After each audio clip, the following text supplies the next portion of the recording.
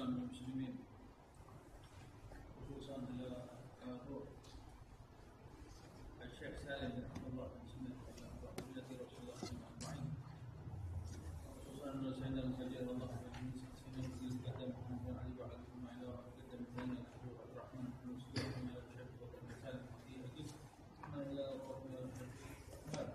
بن عبد الرحمن عبد الشيخ علي بن عبد الله وسمعنا وحبيب عبد الله بن علي حبيب علي بن محمد الحبشي وأولاده خصوصا دار حديث بن أبي الحبشي وإلى أحمد بن أبي الحبشي وإلى رقي الحبيب محمد بن سالم بن حبيب وإلى رقي المكتوب محمد بن سالم بن حبيب إلى رقي الحبيب عبد القادر بن عبد الرحمن الكتاب ثم إلى رقي عبد القادر بن عبد الكتاب ثم إلى رقي الحبيب عبد الله بن محمد بن أبي شيخ الدين وإلى رقي الحبيب حسن بن حبيب سالم بن حبيب أبناء الحبيب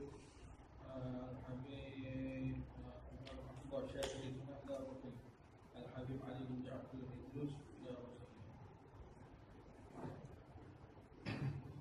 إلى أرواح أولياء الله من مشارق الأرض إلى مبارك وإلى أرواح أجدادنا وجداتنا عماتنا عماتنا أخوالنا خالاتنا وإلى أرواح والدينا ووالديكم وأمهاتنا وأمهاتكم أجمعين الله يتغشاهم بالرحمة والمغفرة الله يكثر لنا توبتنا الله حسناتنا وحسن بما نفعنا بهم ويدعو علينا من بركاتهم وأسرارهم وأنوارهم وعلومهم ونفعاتهم في الدين والدنيا والآخرة الله يرزقنا علما نافعا وقلبا خاشعا وعملا متقبلا ان الله يحفظنا يحفظ اولادنا يحفظ اصحابنا ويحفظ امه سيدنا محمد من جميع الفتن من جميع الامراض من جميع البلاء والوباء والمصيبه ظاهرها وباطنها كبيرها وكبيرها ان الله يفتح علينا فتوحا على الدين فتوحا مطلق فتوحا مبين على هذه النية الصالحه والى حضره النبي محمد صلى الله عليه وسلم سيد الفاتحه.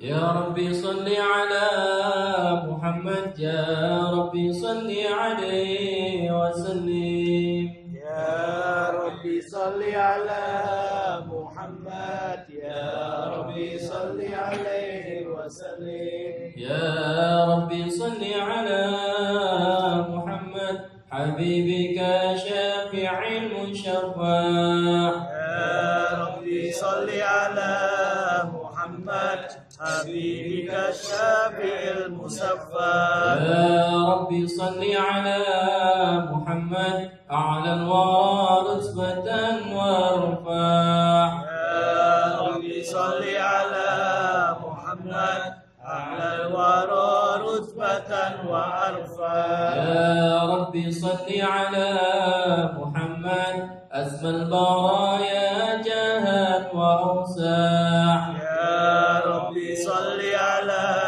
محمد أسمى البرايا جاها وأوسع يا ربي صل على محمد واسلك بنا ربي خير مهيا يا ربي صل على محمد واسلك بنا ربي خير محيا يا ربي صل على محمد وعافنا واشف كل موجع يا ربي صل على محمد وعافنا واشف كل موجع يا ربي صل على محمد وأصلح القلب واعف وانفع يا ربي صل على محمد وأصلح القلب واقف وانفع يا ربي صل على محمد واقف المعادي واصرف واردع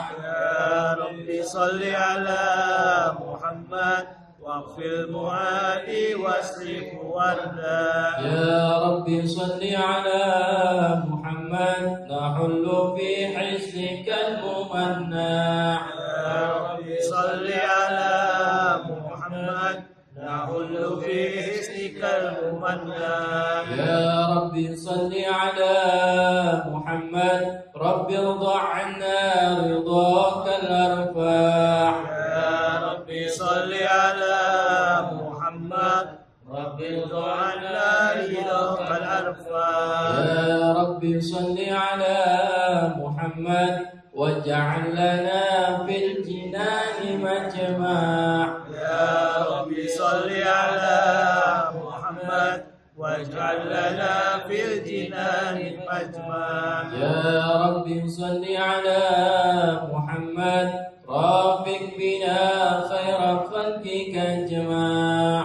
يا رب صل على محمد رافق بنا خير خلقك اجمع. يا رب صل على محمد يا رب صل عليه وسلم. يا رب صل على محمد يا رب صل عليه وسلم. اللهم صل وسلم وبارك عليه وعلى آله.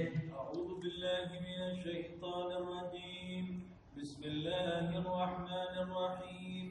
إنا فتحنا لك فتحا مبينا ليغفر لك الله ما تقدم من ذنبك وما تأخر ويتم نعمته عليك ويهديك صراطا مستقيما وينصرك الله نصرا عزيزا. لقد جاءكم رسول من أنفسكم عزيز عليه ما عنتم حريص عليكم بالمؤمنين رؤوف رحيم.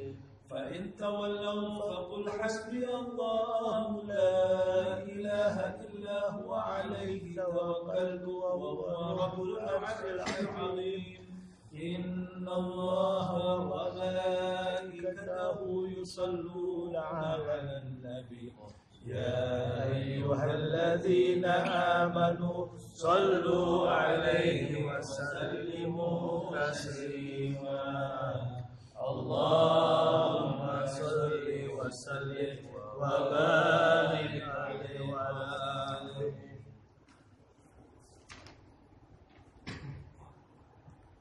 اللهم صل وسلم وبارك عليه وعلى آله. صلى الله عليه. أعوذ بالله من الشيطان الرجيم. بسم الله الرحمن الرحيم. الحمد لله الذي هدانا بعبده المختار من دعانا إليه بالإذن وقد نادانا.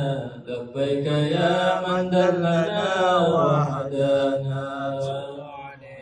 صلى عليك الله بارئك الذي بك يا مشفع خصنا وحبانا. معالك الأظهار معدن سرك الأسماء وهم سبل النجاة حمانا. وعلى صحابتك الكرام حماة دينك أسبحوا لولائه عنوانا. والتابعين لهم بصدق ما عدا هادي المودة هيج الأشجانا. والله ما ذكر الحبيب لدى المحب إلا وأضحى والها النسوانا. أين المحبون الذين عليهم بذل النفوس مع النفائس هانا.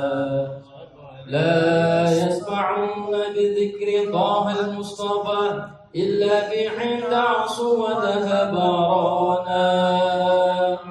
فاهتاجت الأرواح تشتاق اللقاء وتحن تسأل ربها الرضوانا. حال المحبين كذا فاسمع إلى سير المشفع وريب الآذانا. وانصت إلى أوصاف طه المجتبى واحضر لقلبك يهتدي وجدانا. يا ربنا صل وسلم دائما على حبيبك من إليك دعانا. اللهم صل وسلم وبارك عليه وعلى آله. صل وسلم وبارك عليه وعلى آله. صلى الله عليه. الله فقال جاءكم نور فسبحان الذي أنبانا. صلى الله عليه. ونور طه عبد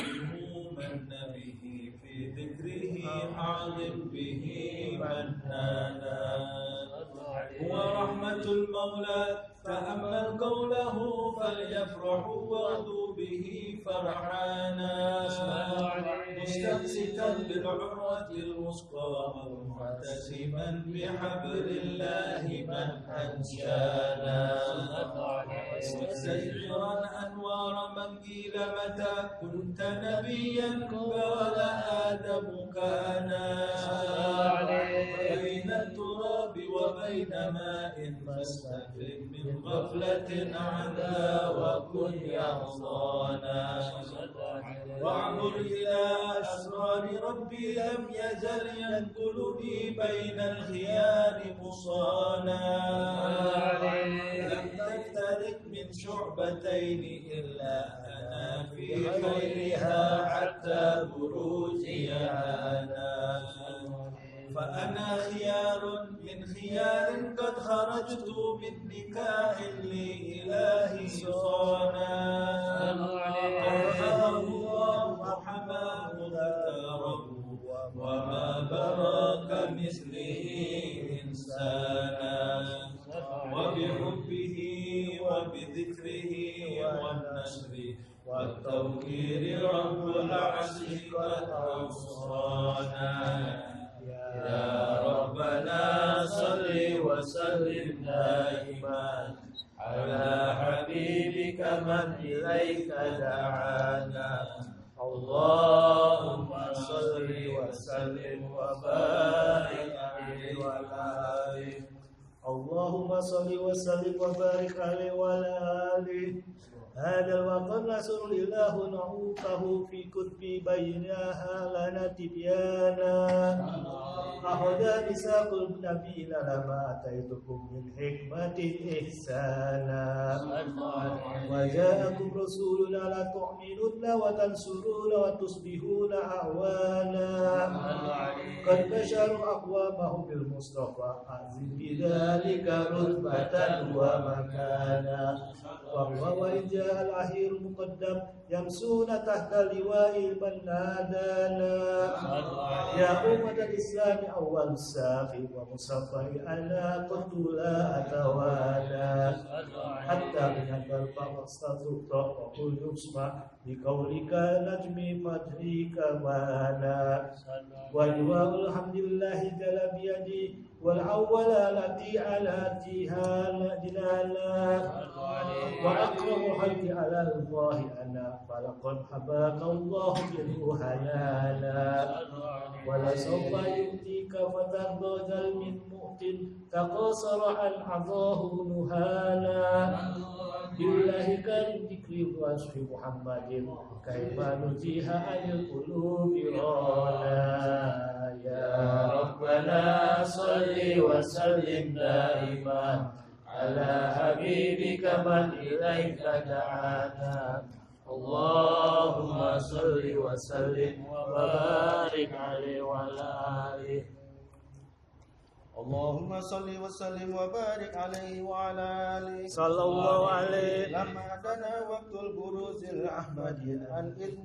من ما شاءه قد كان صلى الله عليه حملت به الأم الأمينة بنت وهب من لها أعلى إله مكانا للوالد المختار عبد الله بن عبد المطلب رأى البرهان قد كان يعمر طه وجهه وسار إلى الابن مسؤول عيانا وهنا ابن حاسم الكريم الشاه بن عبد المناف ابن قصي كان صلى الله عليه والده يدعى حكيما شأنه قد اعتلى أعزم بذلك شانا واحفظ أصول المصطفى حتى ترى في سلسلة أصوله عن أدنانا صلى الله عليه وهناك كف واعلم برفعه إلى إسماعيل كان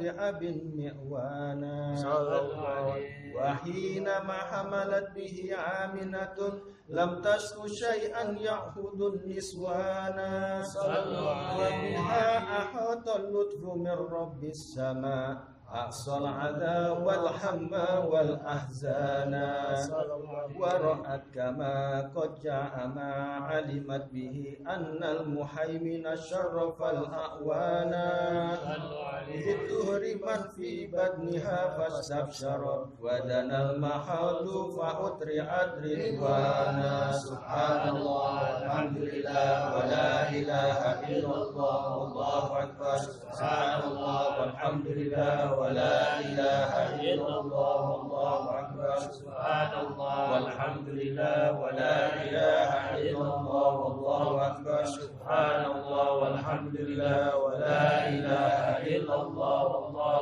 أكبر ولا حول ولا قوة إلا بالله العلي العظيم في كل لحظة أبدا عدد خلقي ورضا نفسي وزنة عرشي ومداد كلماتي وتجلت الأنوار من كل جهات فوعت ميلاد المشفع حانا صلى الله عليه بين فجر أبرزت شمس الهدى ظهر الحبيب مكرما ومصانا صلى الله على محمد صلى الله عليه وسلم صلى الله على محمد صلى الله عليه وسلم يا نبي سلام عليك يا رسول سلام عليك يا حبيب سلام عليك يا رسول الله صلوات الله عليك يا نبي سلام عليك يا رسول سلام عليك يا حبيب سلام عليك يا رسول الله صلوات الله عليك أبرز الله المشافى صاحب القدر المرفع وملا نور النواحي برسول الله عما كل القرن أجمع يا نبي سلام عليك يا رسول سلام عليك يا حبيب سلام عليك يا رسول الله صلوات الله عليك نكست أصنام شرك وفينا شرك تصدح ودنا وقت الهداية برسول الله وحما الكفر تزعزع يا نبي سلام عليك يا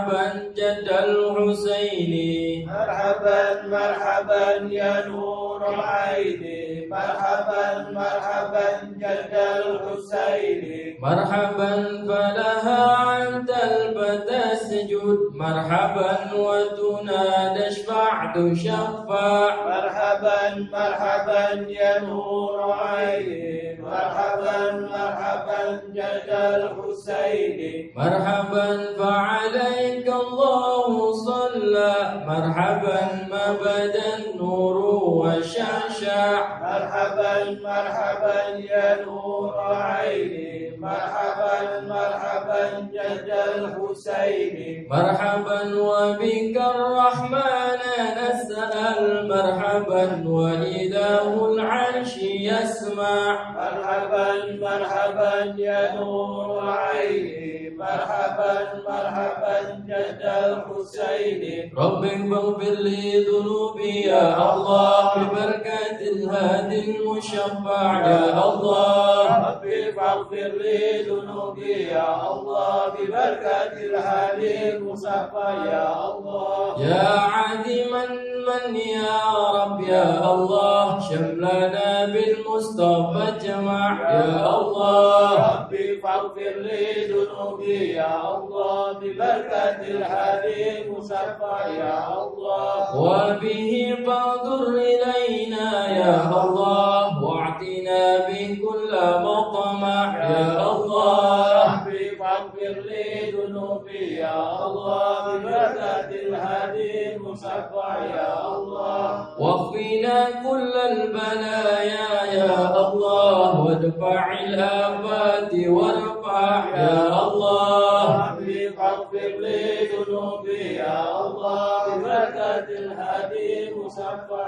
يا الله صلى الله على محمد صلى الله عليه وسلم صلى الله على محمد صلى الله عليه وسلم واسقنا يا رب كثنا بحياة حطال يا حماح صلى الله على محمد صلى الله عليه وسلم واختم العمر بحسنا واحسن العقبى ومرجع صلى الله على محمد صلى الله عليه وسلم وصلاة الله تغشى من له الوسط تجمع صلى الله على محمد صلى الله عليه وسلم أحمد الترى وآله وصحابة مسنا شاع صلى الله على محمد صلى الله عليه وسلم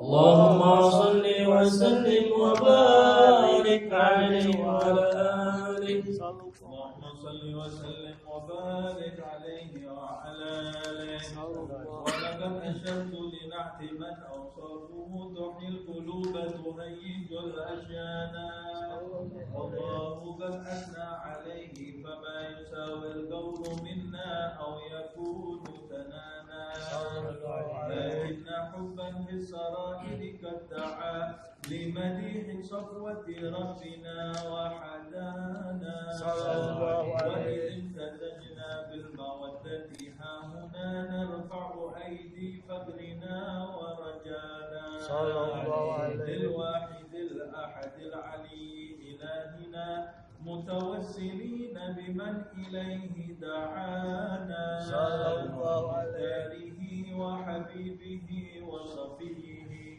زين الوجود به الإله حبانا يا ربنا يا ربنا يا ربنا بالمصطفى اقبلنا أجب دعوانا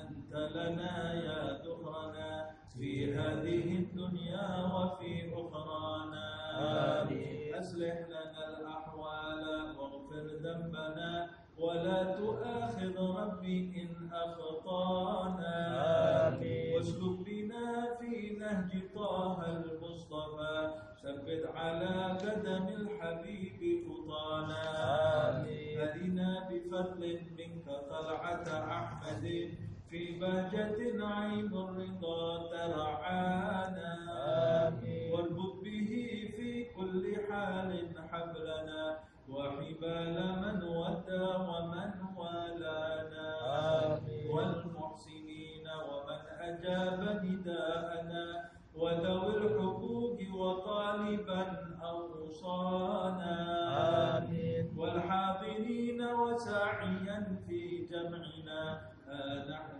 بين يديك أنت ترانا ولقد رجوناك فحقق سؤلنا واسمع بفضلك يا سميع دعانا وانشر بنا سنة طه في بقاع الأرض واجمع كل من عادانا وانظر إلينا واسقنا كأس الهنا واشفي وعافي عاجلا مرضانا واقضي لنا الحاجات وأحسن ختمنا عند الممات وأصلحا عقبانا يا رب واجمعنا وأحبابنا في دارك الفردوس يا رجوانا يا رب واجمعنا وأحبابنا في دارك الفردوس يا رجوانا يا رب واجمعنا وأحبابا لنا في دارك الفردوس يا رجوانا بالمصطفى صل عليه وآله ما حركت ريح الصبا أغصانا سبحان ربك رب العزة عما يصفون والسلام على المرسلين والحمد لله رب العالمين. الفاتحة. أعوذ بالله من الشيطان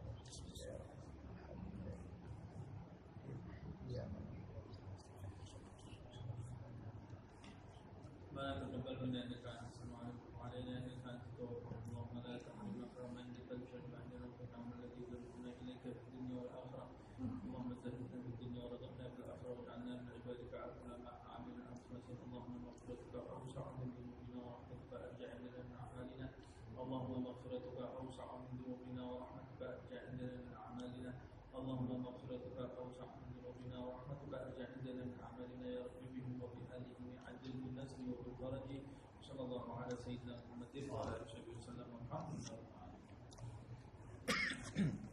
Kita lanjutkan kajian fikih Safinatul Najah karya Syekh Salih bin Abdullah bin Sumair.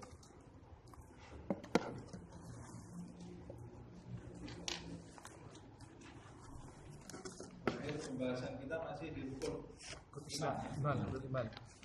Sampai di kitab-kitab. Kita lanjutkan ya.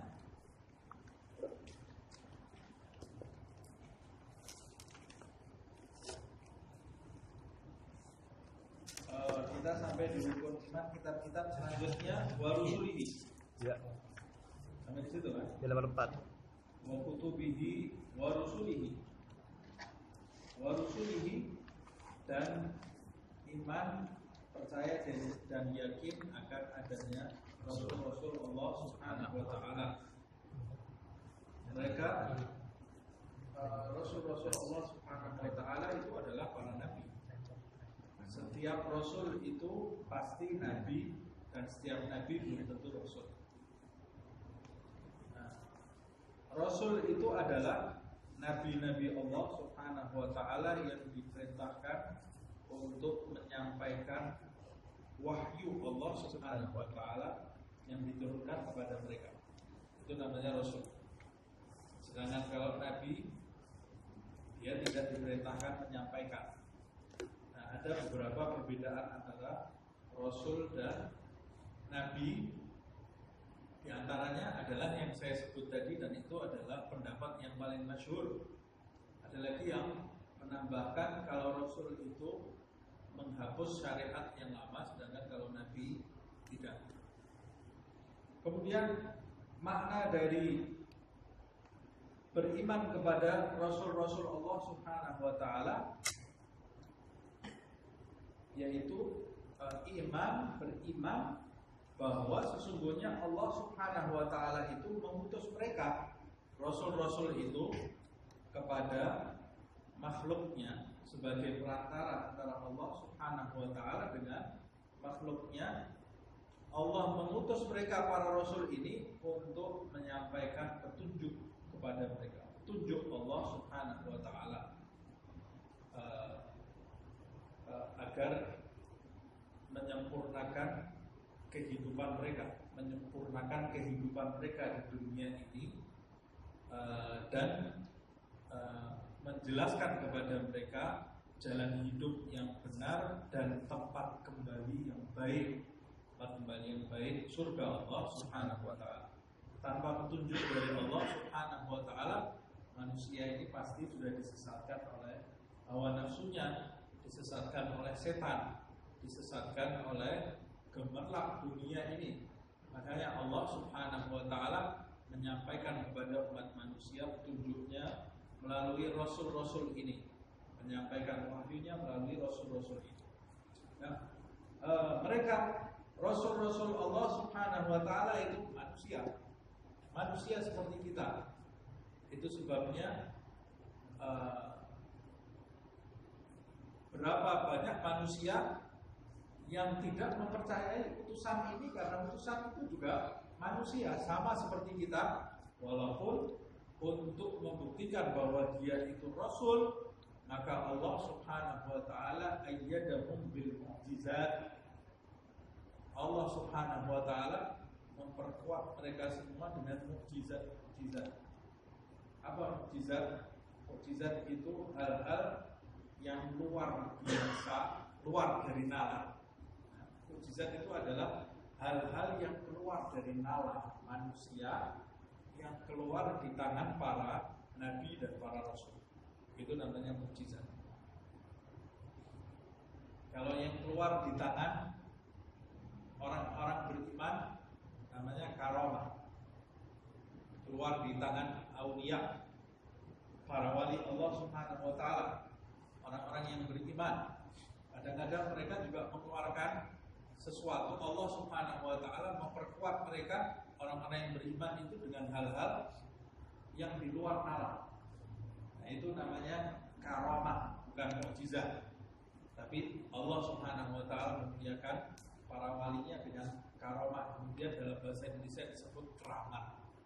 Ya, asal katanya dari karamah. Nah, dalam bahasa Indonesia, ini wali, ini keramat yang dimaksud karamah. Kemudian kalau muncul di tangan orang-orang fasik, namanya istidraj. Jadi orang-orang fasik, ahli maksiat, kadang-kadang Allah Subhanahu wa taala juga memunculkan kelebihan-kelebihan di tangan mereka yang di luar nalar. Itu namanya istidraj. Itu sebabnya kita tidak bisa mengukur kemuliaan seseorang dari kelebihan-kelebihan yang diberikan oleh Allah Subhanahu wa taala ke dalam diri mereka. Sebab orang fasik pun kadang-kadang juga punya kelebihan, umpamanya bisa tahu isi hati orang, atau orang fasik bisa melakukan hal-hal yang di luar nalar, umpamanya. Dan terjadi di masa ini juga terjadi hal-hal seperti itu, namanya istidraj.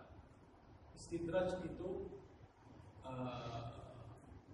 diulur, namanya ya, diulur-ulur oleh Allah Subhanahu wa taala. Diulur itu dikasih kelebihan tapi untuk menjatuhkan diri, supaya dia tambah sesat, supaya dia tambah fasik. Orang fasik tapi diberi kelebihan oleh Allah Subhanahu wa taala, dia merasa hebat dengan kelebihannya itu, sehingga kelebihan tadi menjadikan dia tambah bersandar kepada kehebatan dirinya, menimbulkan di dalam hatinya itu sifat riya, sifat bangga diri, dan jauh dari Allah Subhanahu wa taala. Itu namanya istidraj. Jadi tidak mesti orang yang punya kelebihan-kelebihan itu adalah orang yang dimuliakan oleh Allah Subhanahu wa taala. Lihat dulu orangnya istiqomah atau tidak menjalankan syariat. istiqomah, tunduk kepada perintah Allah, jauh dari hal-hal yang diharamkan Allah, berarti keramat. Itu keramat. Tapi kalau muncul di tangan orang yang suka menggunjing orang, sholatnya kadang-kadang sholat, kadang tidak, kemudian kadang-kadang dia mengeluarkan kata-kata yang kotor, jauh dari hal-hal yang diridhoi oleh Allah Subhanahu wa taala, maka itu adalah istidraj. Justru itu menjatuhkan dia seperti yang disebutkan di dalam ayat sanastadrijuhum min haitsu la ya'lamun. Kata Allah Subhanahu wa taala, sanastadrijuhum min haitsu la ya'lamun. Sanastadrijuhum, akar katanya sama dengan istidraj. Sanastadrijuhum, aku cabut segala kelebihan yang aku berikan kepada mereka itu secara tiba-tiba dari arah yang mereka tidak menduga, yaitu orang-orang yang tadinya diberi kelebihan, diberi kemuliaan oleh Allah, tiba-tiba dalam satu saat direnggut semua kelebihan dan kenikmatan itu diganti oleh Allah dengan siksa api neraka. Naudzubillah, dia dibiarkan dalam keadaan fasik sampai dia mati masuk ke dalam neraka Allah Subhanahu wa taala. Sedangkan kelebihan yang muncul di tangan orang-orang kafir, non muslim pun bisa punya kelebihan kalau dikehendaki oleh Allah Subhanahu wa taala. Itu namanya ihanah, dihinakan oleh Allah Subhanahu wa taala dengan kekafirannya. Dia memiliki kelebihan sehingga penolakannya terhadap Allah Subhanahu wa taala dan syariat Nabi Muhammad SAW semakin kuat di dalam hatinya, dan dia dengan kebanggaan di dalam dirinya kalau jauh dari hidayah Allah akan mati dalam keadaan non muslim. Alhamdulillah min dzalik. Padahal Allah Subhanahu wa taala menyebutkan di dalam ayat, innal ladzina kafaru min ahlil kitabi wal musyrikin ulaika hum syarrul seburuk-buruknya manusia, kata Allah Subhanahu wa taala. Nah, kalau dia punya kelebihan, dia bisa lupa. Dia merasa dirinya itu paling betul, merasa dirinya paling benar. Makanya nanti Dajjal yang muncul di akhir zaman, Dajjal itu dia punya kelebihan yang luar biasa. Sampai disebutkan dalam riwayat, dia bisa menghidupkan orang mati. Orang mati dihidupkan dengan Dajjal. Makanya kita tidak mengikuti manusia karena kelebihan-kelebihannya. Tapi Allah Subhanahu wa taala memunculkan kelebihan-kelebihan ini di tangan para rasulnya untuk mematahkan nalar kaumnya di masa ini. Nah, kelebihan-kelebihan itu muncul sesuai dengan kondisi kaum di masa ini. Yang paling sempurna mukjizatnya adalah mukjizat Nabi Muhammad SAW, dan mukjizat Rasulullah yang paling mulia adalah Al-Quran. Mukjizat yang tidak lekang dengan zaman itu adalah Al-Quran. Kemudian Isra Mi'raj, peristiwa Isra Mi'raj itu mukjizat Rasulullah SAW. Ada lagi mukjizat Nabi membelah bulan, dan masih banyak di dalam riwayat itu sampai ulama mengatakan seluruh mukjizat para nabi ada pada Nabi Muhammad SAW. Termasuk Nabi menghidupkan orang yang sudah mati. Nabi Muhammad SAW di dalam riwayat menghidupkan orang yang sudah mati. Dan mukjizat itu muncul supaya mematahkan nalar mereka agar mereka mudah mempercayai utusan-utusan Allah Subhanahu wa ta'ala. Kita sebagai seorang yang beriman wajib menghormati seluruh nabi-nabi Allah Subhanahu wa ta'ala dan para rasulnya tanpa kecuali. La nufarriqu baina ahadin min rusulih. Kami tidak membedakan salah satu pun di antara Rasul-Rasul Allah Subhanahu wa ta'ala. Maksudnya tidak membedakan, semua Rasul-Rasul Allah itu kami hormati. Semua Rasul-Rasul Allah kami muliakan. Walaupun yang paling mulia adalah Nabi Muhammad SAW. Beda dengan kelompok-kelompok yang lain selain umat Nabi Muhammad SAW. Umat Nasrani, umpamanya umat Nasrani, dia beriman kepada Musa, kepada Isa, tapi tidak beriman kepada Nabi Muhammad SAW.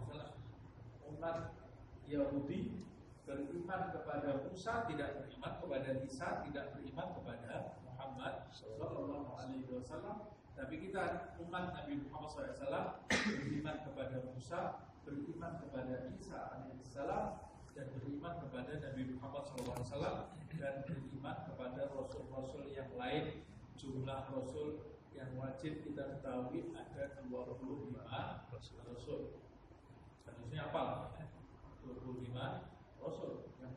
Yang belum hafal atau lupa, ulangi lagi hafalan itu termasuk ilmu yang wajib yang harus kita ketahui. Dan bukan cuma hafal namanya, tapi tahu sejarahnya Nabi Adam, sejarahnya Nabi Idris, dari kitab-kitab ulama, dari Al-Quran, dari riwayat Rasulullah SAW yang tidak mungkin saya bahas di sini. Begitu juga lebih-lebih lagi sejarah Nabi besar Muhammad SAW. Kapan lahirnya Rasulullah, kapan wafatnya, di mana kota kelahiran Nabi, di mana kota wafatnya Nabi Muhammad SAW. Kemudian siapa istri Rasulullah SAW, siapa bapaknya, siapa ibunya, siapa kakeknya, nasabnya Nabi Muhammad SAW sampai Adnan itu kita harus mengetahuinya. Dan sampai kita lebih mengetahui sejarahnya pemain film daripada Nabi Muhammad SAW. Sejarahnya pemain film kita kenal. Ini dulu tinggal di sini, istri pertamanya A, terus cerai, istri keduanya B, kemudian baju yang paling disukai artis ini A, kemudian rumahnya dulu tahun sekian tinggal di sini, sekarang sudah tinggal di sini. Nabi Muhammad dulu lahirnya di mana? Lahirnya di mana? Ciputat ya. Nabi Muhammad lahir di kota Mekah, wafat di kota Madinah. Kemudian apa nasabnya Rasulullah SAW? Oh, saya lupa. Ingat, ulangi lagi hafalan itu. Diulangi lagi hafalan itu supaya kita termasuk orang-orang yang mengenal Nabi Muhammad SAW. Tak kenal maka sana. Bagaimana kita mau sayang kepada Rasulullah SAW kalau sejarahnya tidak pernah kita baca? Begitu pula anak-anak kita. Bagaimana kita menginginkan anak-anak kita ini dekat dengan Nabi Muhammad SAW kalau yang mereka baca setiap hari sejarahnya orang lain? Boleh jadi sejarahnya orang yang tidak kenal Islam, tidak kenal Allah, tidak kenal Nabi Muhammad SAW. Penting sekali. Ini makna dari iman. Makna dari iman itu membenarkan dan kemudian mengenali.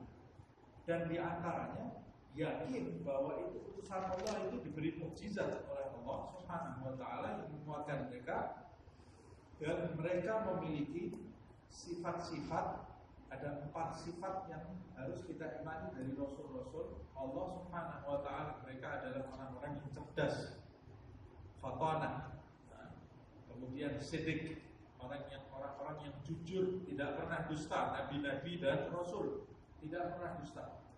Cerdas, tidak pernah dusta.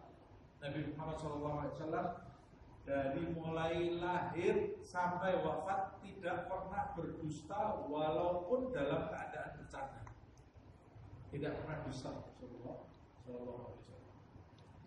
Kemudian Nabi Muhammad SAW dan nabi-nabi yang lain memiliki sifat tabligh. Tidak ada sesuatu yang wajib mereka sampaikan yang mereka tutupi.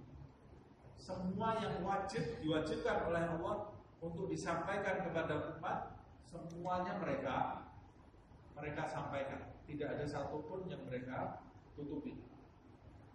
Nah, kemudian yang terakhir adalah amanah. Mereka adalah rasul-rasul yang amanat. Jika menyampaikan sesuatu kepada umatnya, tidak ada yang dikurangi, tidak ada yang dilebihkan, dan segala yang disampaikan kepada umatnya itu diamalkan oleh Rasulullah SAW. Tidak mungkin Rasul menyampaikan sesuatu kepada umatnya kemudian dia sendiri meninggalkan perintah tadi atau melarang umatnya, mencegah umatnya dari perbuatan mungkar, tapi dia sendiri menerjang perbuatan tadi. Nah, mungkin kita harus beriman bahwa mereka memiliki sifat-sifat, 4 sifat yang saya sebut tadi. Juga di antara yang lain, iman kepada Rasul-Rasul Allah, di antaranya mereka ini adalah nabi-nabi Allah Subhanahu wa Ta'ala yang pertama dilahirkan oleh seorang bapak dan seorang ibu yang mulia. Tidak mungkin lahir dari sulbi atau rahim seorang yang fajir, seorang yang fasik. Tidak ada. Semua nabi dan rasul Allah Subhanahu wa Ta'ala lahir dari keluarga yang keturunan baik-baik. Karena kalau dia keturunan orang yang buruk, bagaimana kaumnya bisa mengikuti? Jadi keluarganya para nabi dan para rasul itu sudah dijaga oleh Allah Subhanahu wa Ta'ala. Pasti di kalangan kaumnya termasuk keluarga yang terpandang. Lihat saja ayat-ayat Al-Quran.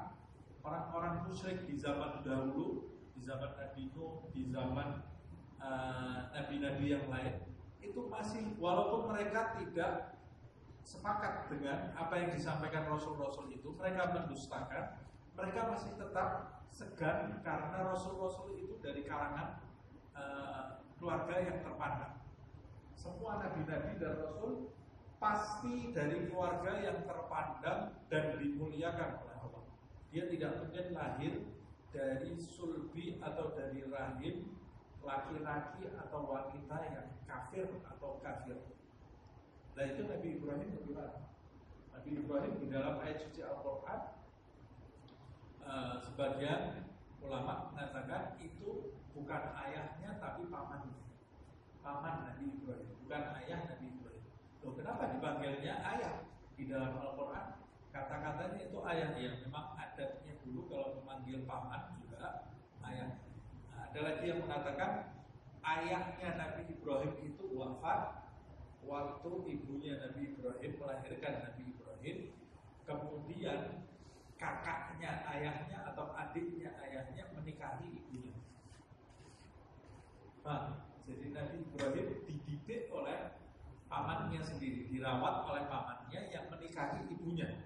Yang menikahi ibunya, makanya dia panggil itu adalah bapak. Padahal bukan bapaknya, bapaknya sudah wafat. Ini terdapat para ulama dan akidah Ahlussunnah wal Jamaah yang ini, yang seperti itu. Kemudian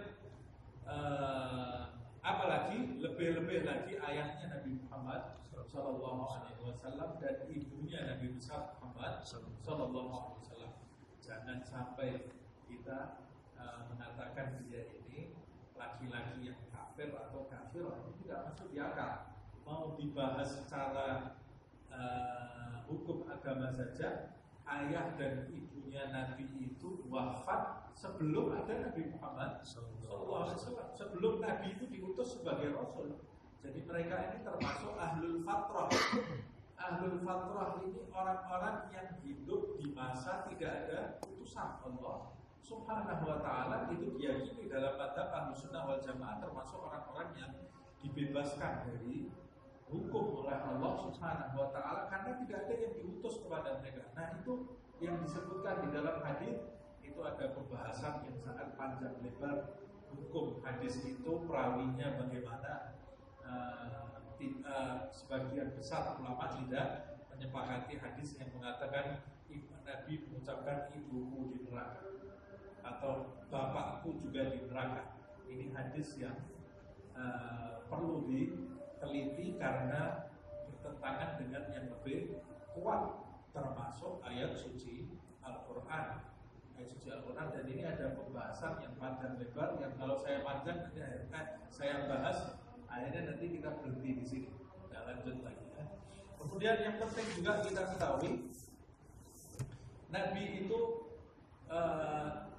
tidak mungkin dari keluarga yang memiliki profesi rendah di mata kaumnya, seperti tukang sapu, bapaknya tukang sapu, tanpa kita merendahkan profesi siapapun, tapi profesi yang dipandang rendah oleh masyarakat, tukang sapu, bapaknya tukang bekam atau tukang pijit. Nah, Nabi itu pasti dari keluarga yang mulia, bukan keluarga yang kafir, dan keluarga yang mulia. Plus Nabi mungkin sakit, tapi tidak mungkin mengalami penyakit yang menjijikkan. Seorang Nabi itu mungkin sakit, tapi dia tidak mungkin mengalami penyakit yang menjijikkan yang menjadikan kaumnya lari dari dia. Bagaimana kalau seorang Nabi atau Rasul mengalami penyakit yang menjijikkan atau yang menular? Bagaimana dia nanti bisa berdakwah? Tidak ada Nabi dan Rasul yang sakit sampai menjadikan kaumnya lari. Nah, itu Nabi Ayub. Dalam ayat suci Al-Quran, Nabi Ayub itu terkena penyakit. Tapi penyakitnya Nabi Ayub betul penyakit, tapi bukan penyakit seperti yang disebutkan di dalam riwayat hadis sampai bernanah, terus ada ulangnya jatuh, kemudian diambil lagi dikembalikan. Itu Israiliyat. Itu riwayat Israiliyat seperti yang disampaikan oleh Syekh Sayyid Muhammad bin Alwi Al-Maliki di dalam beberapa kitab, saya lupa nama kitabnya. Dia mengatakan itu adalah Israiliyat. Cerita Israiliyat itu cerita yang dongeng, cerita dongeng. Jadi ada kemungkinan itu bukan cerita Nabi Ayub, tapi cerita seorang wali Allah yang mengalami kejadian seperti itu, kemudian salah tulis, kemudian dinisbatkan kepada Nabi Ayub, padahal seorang Nabi tidak mungkin mengalami penyakit seperti itu. Dia pernah sakit, Nabi bisa sakit, dan dia tidak mungkin mengalami kebutaan. Nabi Yakub umpamanya, ayahnya Nabi Yusuf, dia sakit mata tapi tidak mungkin mengalami kebutaan. Nah, yang terakhir yang harus kita ketahui, termasuk bagian dari keimanan kepada Rasul-Rasul Allah Subhanahu wa taala adalah mereka para Rasul Allah Subhanahu wa taala memiliki ismah atau maksum, dijaga oleh Allah Subhanahu wa taala dari perbuatan dosa dan dijaga dari kesalahan. Tidak ada Rasul yang berbuat dosa dan berbuat salah. Ismah itu kekuatan yang diberikan oleh Allah Subhanahu wa taala ke dalam diri para nabi dan para rasul yang menjadikan mereka jauh dari perbuatan dosa dan perbuatan salah. Timbul pertanyaan, Nabi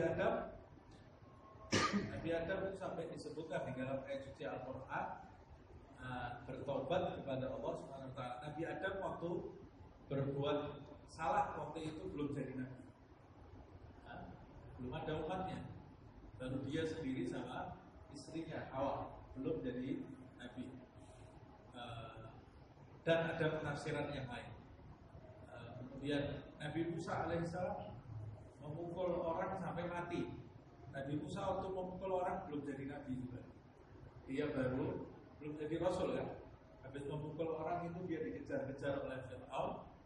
Kemudian bertemu dengan Nabi Syuaib, lalu nikah dengan putrinya Nabi Syuaib, lalu dia naik ke bukit, ke gunung, baru dia mendapat wahyu dari Allah Subhanahu wa taala, dipilih sebagai rasul. Setelah sebagai rasul dia tidak mungkin berbuat dosa, tidak mungkin berbuat salah. Nabi Muhammad SAW tidak pernah berbuat dosa, tidak pernah berbuat salah. Abasa wa tawalla, ditegur oleh Allah Subhanahu wa taala. Abasa wa tawalla, hai orang yang cemberut. Nabi Muhammad pernah diganggu sama Abdullah bin Umi Maktum waktu dia masih berdakwah mengharapkan keislaman pembesar-pembesar kafir Quraisy. Tiba-tiba Abdullah bin Maktum ini buta, sahabat yang buta katanya, karena dia ini terlalu cinta kepada Rasulullah SAW, tidak sabar nanti berhentinya ucapan Rasulullah, diputus ucapannya Nabi ini, ya Rasulullah, ya Rasulullah. Itu mengganggu dakwahnya Nabi Muhammad SAW. Nabi Muhammad waktu itu tidak menjawab apa-apa ucapan Abdullah bin Umi Maktum, cuma wajahnya berubah. Wajahnya Nabi ini tidak suka sama perbuatan ini. Memang Nabi itu kalau ada perbuatan yang salah, wajahnya berubah. Nabi Muhammad SAW. Wajah Nabi Muhammad SAW itu berubah, kemudian ditegur oleh Allah Subhanahu Wa Taala dalam surat Abasa.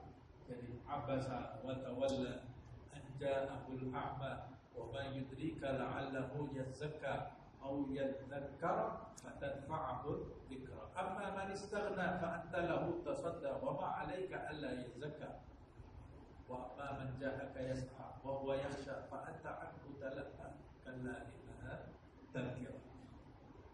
Nah, itu bukan dosa. Itu bukan perbuatan dosa. Itu Nabi mengajarkan adab. Wajar orang yang tidak beradab. Abdullah bin Umi Maktum waktu itu tidak beradab, mencela pembicaraan Nabi Muhammad SAW. Wajahnya Nabi cuma berubah. Baru berubah, itu bukan perbuatan dosa, tapi untuk kedudukan yang setinggi Nabi Muhammad SAW di mata Allah itu salah. Di mata Allah, orang itu semakin tinggi kedudukannya, hisabnya Allah terhadap orang tersebut semakin teliti. Saya kasih contoh. Kita kalau jalan di luar, senyum sama orang yang kita tidak kenal, orang itu tidak kenal dengan kita. Ketemu di jalan aja, kemudian kita senyum, orang itu tidak jawab senyum kita. Biasa tadi. Tidak kenal, itu sudah biasa. Dia tidak kenal.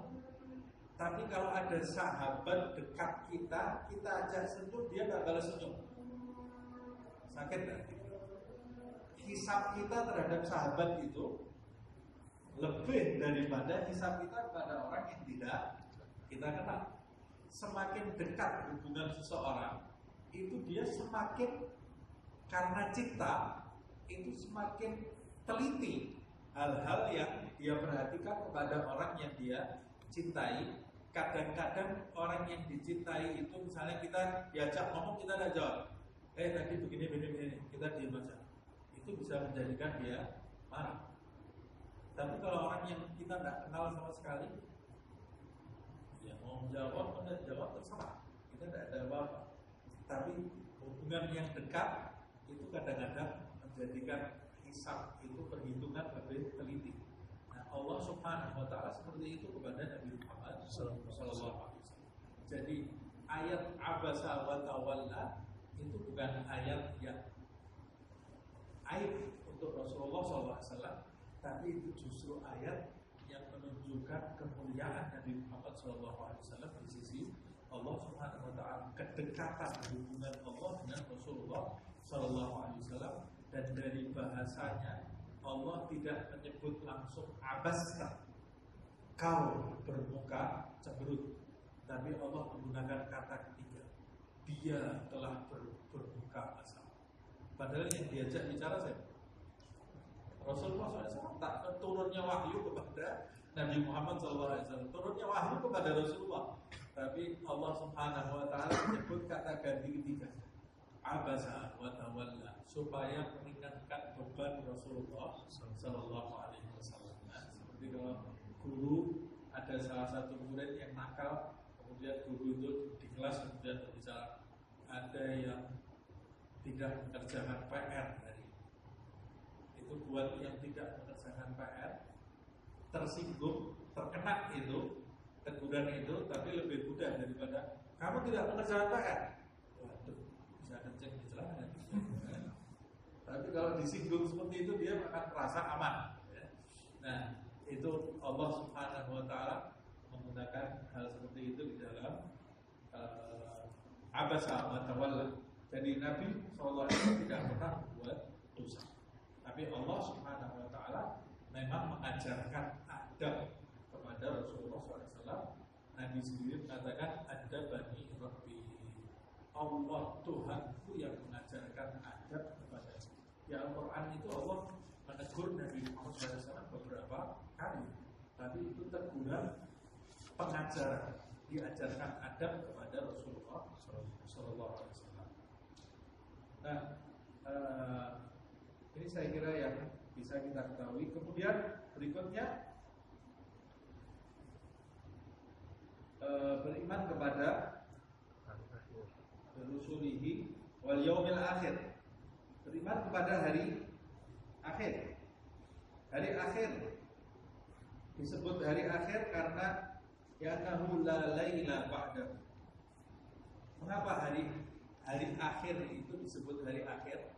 Karena setelah hari itu tidak ada malam lagi. Tidak ada malam. Nanti kita kalau sudah mati tidak ada malam lagi. Tidak ada. Sudah sama terus, suasananya sama terus. Begitu juga nanti yang di surga dan di neraka, tidak ada pergantian malam, siang, tidak ada. Dalam riwayat nanti surga itu cuacanya seperti fajar menyingsit, seperti fajar dan gitu terus, cuacanya seperti itu terus.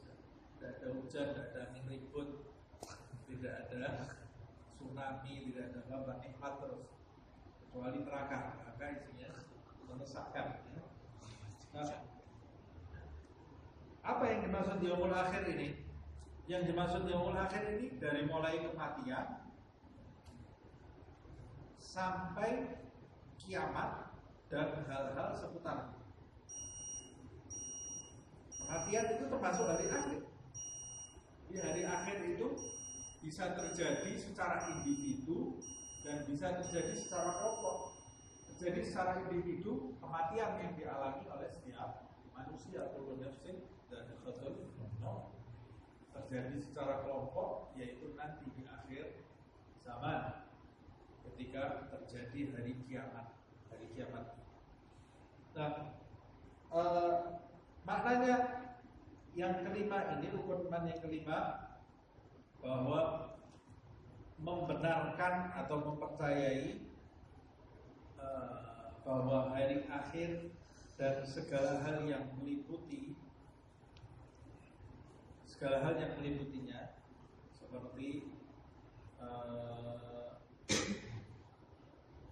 pertanyaan mungkar nakir, siksa dan nikmat kubur, kemudian hari kebangkitan, mizan, hisab. Mizan itu ditimbang amal kita, hisab diperhitungkan. Kemudian telaga haud para nabi itu nanti punya telaga. Di hari akhir itu kita melakukan perjalanan ribuan tahun, dari mulai dibangkitkan, perjalanan menuju hisab itu ribuan tahun. Jalan kita digiring seperti kambing telanjang. Nah, yang giring malaikat-malaikatnya Allah Subhanahu wa ta'ala. Perjalanan yang sangat jauh sekali. Nah, orang-orang di situ ada yang jalan sama seperti kebanyakan manusia pada umumnya, ada yang jalan di tempat yang fit. Jalannya bersama Rasul-Rasul Allah Subhanahu wa ta'ala, berada dalam kondisi yang sangat nikmat, diistimewakan oleh Allah Subhanahu wa ta'ala, walaupun tetap juga jalan sampai bisa dihisab ribuan tahun, sampai mizan ditimbang ribuan tahun. Nah, kemudian nanti setelah itu ada telaga haud. Semua nabi punya telaga. Kata Rasulullah, telaga yang paling besar nanti telagaku. Siapa yang minum dari telagaku, maka dia la yadma'u abada, dia tidak akan merasakan haus selama-lamanya. Nanti minumnya dari telapak tangan Rasulullah Sallallahu Alaihi Wasallam. Yang diminumkan itu, semoga kita termasuk mereka yang minum dari telapak suci Rasulullah SAW, telapak tangan Nabi Muhammad SAW, dari telaga haud Rasulullah SAW. Kata Habib Abdullah bin Alawi yang Haddad di kitabnya Sabilul Ittikar, mensifati telaga haud Rasulullah SAW, kata beliau, kalau rindu dengan telaga haudnya Nabi, tutup telinga kamu. Nanti kamu mendengar gemuruh, suara gemuruh telaga haud Rasulullah SAW. Allahu a'lam. Nabi itu yang dikatakan oleh Allah. Mungkin dia mendengarkan itu teringat dengan telaga haud Rasulullah SAW. Kemudian setelah itu ada jembatan di atas neraka Allah Subhanahu wa taala. Setiap orang akan melewati, Nabi dan Rasul melewati jembatan. Kemudian yang terakhir adalah surga dan neraka. Ini kita harus mengimani. Termasuk kita juga mengimani bahwa surga itu dari sekarang sudah ada, neraka juga sudah ada. Ada sebagian orang surga itu sekarang belum ada.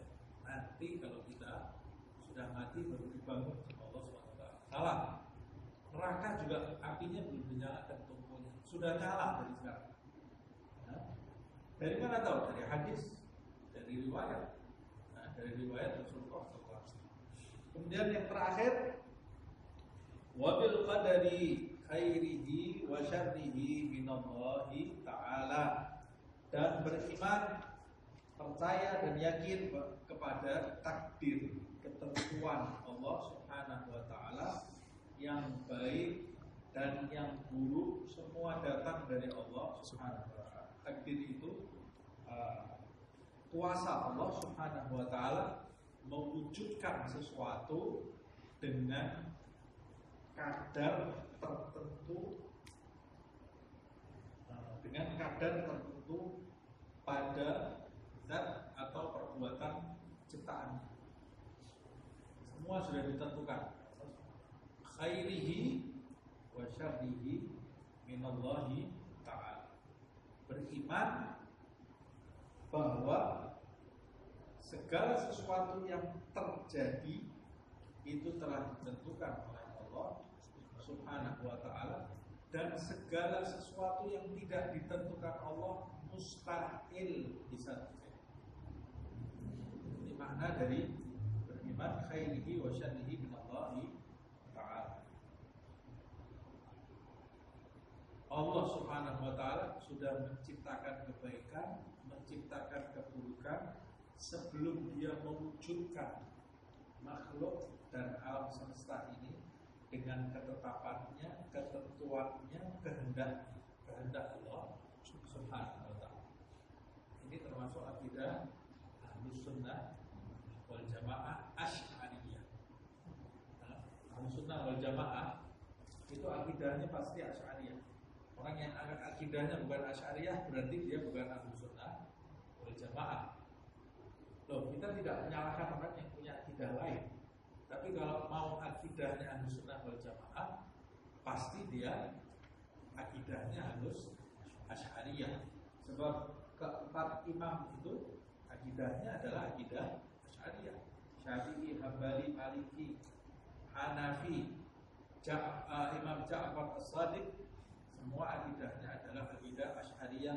Bisa dilihat di kitab-kitab Al-Imam Abdullah bin Alawi Al-Haddad yang menjelaskan hal itu, seperti di kitab Risalatul Mu'awanah, di kitab An-Nasaih Ad-Diniyah dijelaskan akidah para salaf pendahulu kita. Nah, tapi kita tidak akan membahas itu. Nah, beriman kepada qada dan qadar ini merupakan sesuatu yang wajib dengan kesimpulan yang saya jelaskan tadi. Khairihi wa syarrihi minallahi ta'ala, termasuk memahami dengan benar bahwa Allah Subhanahu wa taala menentukan segala-galanya, tapi Allah Subhanahu wa taala memberikan kebebasan kepada manusia untuk berkehendak walaupun kehendak manusia di bawah ketetapan Allah Subhanahu wa taala. Jadi Allah memberikan peluang kepada manusia untuk berkehendak, untuk memilih. Tapi yang menentukan tetap Allah Subhanahu wa taala. Manusia bisa memilih, tapi kalau tidak ditentukan Allah tidak bisa. Manusia itu bisa menginginkan sesuatu, tapi yang terjadi, yang diinginkan oleh manusia itu hanya yang diputuskan oleh Allah Subhanahu wa taala. Makanya ada kata-kata anta turid, ana urid, anta turid, wallahu yaf'al ma yurid. Aku punya keinginan, kamu punya keinginan, tapi yang terjadi hanya keinginan Allah Subhanahu wa taala. Nah, buktinya ada enggak maling ingin jadi maling? Ada apa enggak? Maling itu semua kepingin bahagia enggak jadi maling? Kalau kita tanya, maling itu kalau kita tanya, kamu ingin jadi maling? Pasti dia akan mengatakan, enggak, saya enggak mau jadi maling. Ya, kenapa kamu maling? Ya saya enggak mau. Saya ini kepingin enggak maling tapi enggak bisa, maling terus. Berarti oleh Allah Subhanahu wa taala belum diberi petunjuk, karena dia tidak sungguh-sungguh mau membebaskan dirinya dari perilaku yang buruk. Atau tidak usah jauh-jauh, di antara diri kita masing-masing ini pasti ada sifat-sifat buruknya yang kita sampai sekarang belum bisa menghilangkan. Kalau ditanya, kamu mau tidak sifat itu ada di diri kamu? Ya tidak mau lah. Kita mungkin setiap hari kita nangis, minta kepada Allah Subhanahu wa taala supaya perilaku atau sifat buruk kita itu hilang dari diri kita, tapi kok belum bisa hilang. Itu menunjukkan bahwa kita tidak punya kuasa. Yang memberi adalah Allah, tapi Allah menginginkan kita aktif, berusaha. Kalau kita sungguh-sungguh oleh Allah ditentukan penyakit itu hilang, tapi karena kita belum sungguh-sungguh, maka Allah membiarkan sifat itu di dalam hati kita. Contohnya sungguh-sungguh orang sakit jijik, bisa nggak? Nanti aja saya tunda 3 bulan lagi. Nggak bisa. Orang yang sudah sakit jijik, sakit cepat-cepat gitu, ya dia nunggu kapan waktunya dokter ini. Ketawa nggak bisa, makan nggak enak, diem nggak enak, tidur nggak enak. Ini namanya orang sungguh-sungguh, karena dia sungguh-sungguh cari obat, cari dokter, ya betul, dokternya ketemu obatnya sembuh. Tapi untuk penyakit-penyakit hati kita belum bisa seperti itu, karena kita tidak merasa diri kita ini sakit. Padahal kita ini sakit, ya oleh Allah dibiarkan. Kalau tidak minta sembuh, usaha untuk sembuh juga tidak ada. Nah, makanya untuk menginginkan sesuatu supaya dikabulkan Allah, kita harus sungguh-sungguh. Terakhir, ini supaya pertemuan yang akan datang masuk ke fikihnya. Nah, ini pelajaran fikih, tapi bahasnya tidak terus sudah selesai. Ini pasal terakhir kita selesaikan karena kita sudah bahas ini. Ini sebetulnya sudah kita bahas. Faslun wa ma'na la ilaha illallah la ma'budu bihaqqin fil wujudi illallah. Bab yang berikutnya, makna la ilaha illallah, tidak ada Tuhan selain Allah. Apakah makna tidak ada Tuhan selain Allah? Tidak ada Tuhan selain Allah maksudnya tidak ada yang disembah secara benar di alam semesta ini kecuali Allah Subhanahu wa ta'ala. Tidak ada yang disembah secara benar. Berarti yang disembah dengan tidak benar itu ada. Yang disembah padahal tidak benar itu ada. Makanya kata Habib Ahmad bin Hasan Al-Attas, makna wa ma khalaqtul jinna wal insa illa liya'budun.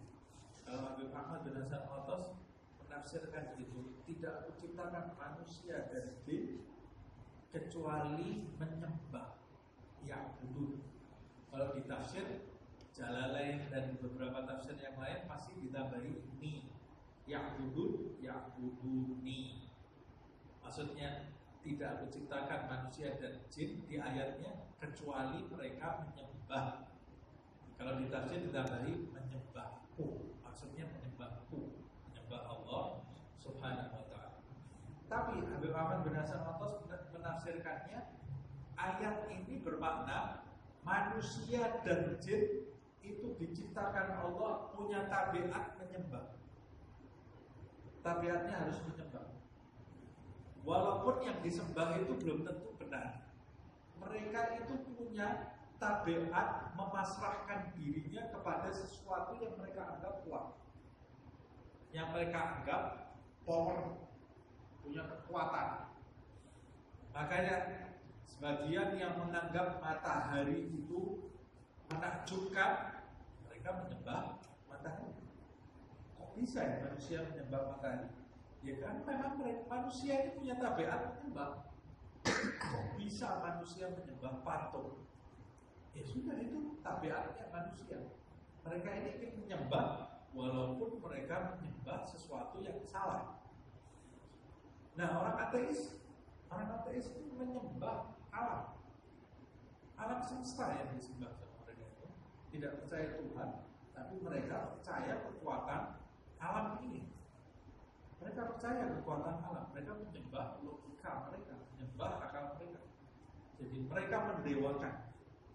Tidak ada satu makhluk pun dari manusia dan jin kecuali punya tabiat menyembah. Sampai ada manusia menyembah manusia.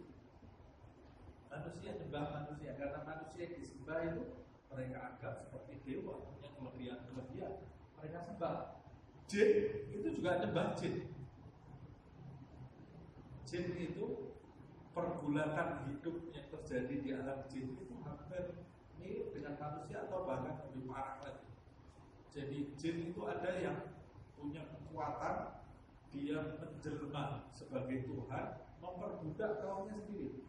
Jadi jin menyembah jin, jin menyembah jin. Nah, karena mereka memang punya tabiat menyembah. Nah, tapi yang benar adalah menyembah Allah Subhanahu wa Ta'ala. Seperti ini maknanya, insya Allah di pertemuan yang akan datang. Kita lanjutkan ke pasal berikutnya, mulai masuk fikih. Apa itu?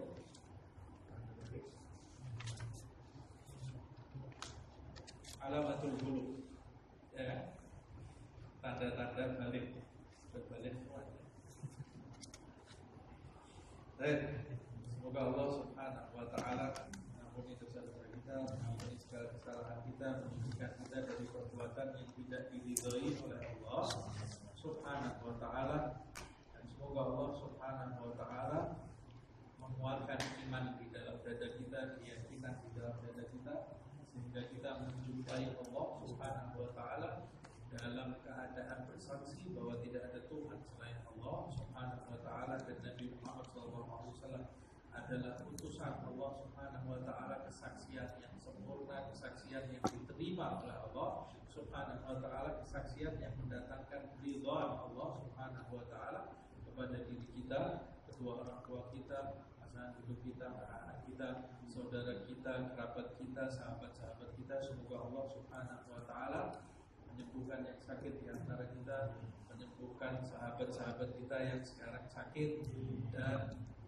memberikan kesehatan kepada kita, kesehatan yang bermanfaat secara lahir dan batin, dan mengangkat segala wabah, khususnya wabah COVID ini, mengganti dengan kemudahan, diganti dengan kebahagiaan, diganti dengan kemakmuran, keberkahan, dijadikan kita termasuk hamba-hamba yang selalu bersyukur kepada Allah Subhanahu wa Ta'ala. Amin ya rabbal alamin. Bismillahil Fatihah.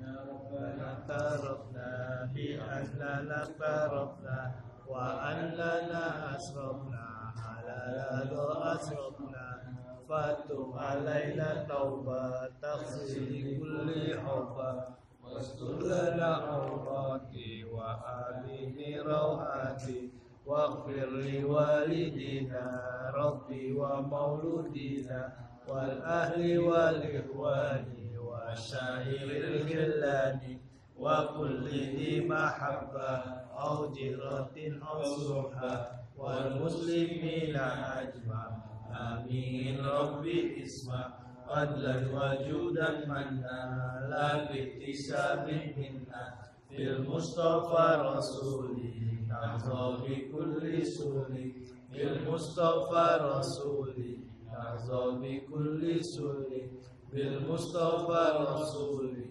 نحظى بكل سولي صلى وسلم ربي عليه عد الحب وآله وصحبه إدادة الصحب والحمد لله في البدء والتناهي. سبحانك اللهم وبحمدك أشهد أن لا إله إلا أنت أستغفرك وأتوب إليك. سبحان ربك رب العزة عما يصفون وسلام